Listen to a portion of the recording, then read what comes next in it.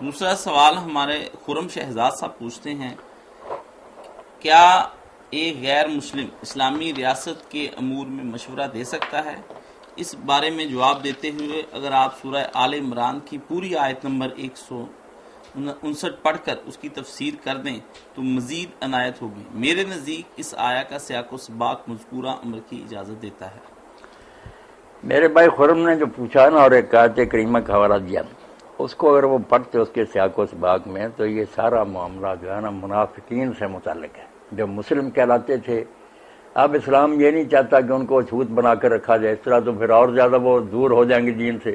ان کی اصلاح کا طریقہ یہ ہے کہ ان کی غلطیوں پر سرزنش ہوتی رہے، ڈانٹا بھی جائے، مگر ان کو نا مسلم سوسائٹی میں وقار اور احترام کا مقام دیا جائے۔ ہو سکتا ہے ان میں جو اچھے لوگ ہیں وہ آہستہ آہستہ خالص اور پکے مومن بن جائیں۔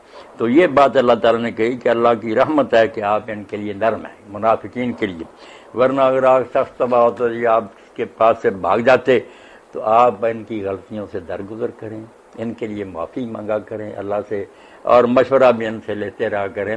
یہ سارا معاملہ جو نا آگے پیچھے یہ صرف منافقین کا یہ کفار کا نہیں، جو دین کے سرے سے منکر ہیں، انہیں اسلامی ریاست کے معاملات میں کیا مشورے دینا، کیا دخل دینا، ان کے لیے یہ ہے کہ اگر علیحدہ اسمبلی بنا دی جائے اور جو ان کے پرائیویٹ معاملات ہیں ان کے نکاح طلاق وغیرہ کے گھریلو جھگڑے، ان کے بارے میں ان کے ممبر جو تجویز کریں اس کو اہمیت دینا، یہ اچھا ہے، یہ کوئی بڑی بات نہیں، ان کے معاملات ان سے ہی پوچھے جائیں۔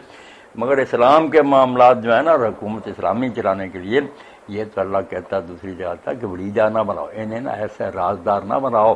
بتانا اور بڑیجا دو لفظ ہے کہ ان کو دخیل نہ کرو اپنے معاملات میں اور راز کی باتیں نہ بتاؤ۔ ہم جانتے ہیں کہ جب ہمارا وزیر قانون جب پاکستان بنا تو وہ ہندو تھا اور وہ سارے فائلہ لے کر پھر قائد اعظم کے چنا ہندوستان بھاگ گیا۔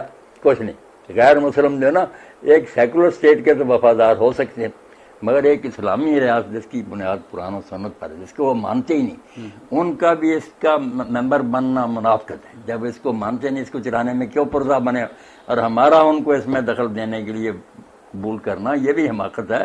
وہ تو اس آئین کے سرے سے ویسے ہی منکر ہے۔ یہ تو اسلامی آئین نے بڑی ایک زہر کی گولی پھانکی ہے کہ ان کو ملک میں رہنے کی اجازت دے دی، حالانکہ جانتے ہم کہ سپریم لا جو اس ملک کا قرآن و سنت اس کے یہ مخالف ہے۔ یہ گنجائش بڑی ان کے لیے نرمی نکالی گئی، ورنہ کسی آئین کا مخالف اس ملک میں رہ ہی نہیں سکتا جس آئین پر اس ملک کی بنیاد ہے۔ برطانیہ امریکہ آئین کا باغی نہیں رہ سکتا، نہ شہری بن سکتا۔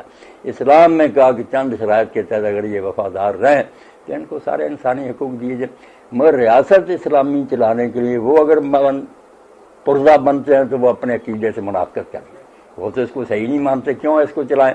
اور مسلمان اگر ان کو اس میں دخل دینے دیتے ہیں تو ان کی بھی سادگی کیا آ سکتی ہے۔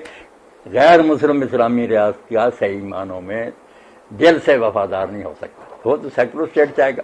یہ آیت کریمہ جو آگے پیچھے سارا نا منافقین سے جو غزوہ احد میں کچھ لڑکیں ہوئیں، مسلمانوں کو سخت ہدایتیں ہوئیں تو ڈر تھا کہ ان کو لوگ بالکل چھوت ہی نہ پڑا دیں، اس سے بھی وہ پھر بالکل کٹ جاتے اور زیادہ پکے بے ایمان ہو جاتے۔ فرمایا نہیں، جتنی نرمی ہو سکے کوشش کرو کہ ان میں اگر کوئی سلیم متبع لوگ ہیں تو وہ آہستہ آہستہ نیک سلوک سے متاثر ہو کر خالص مسلمان بن جائیں۔ اللہ اکبر۔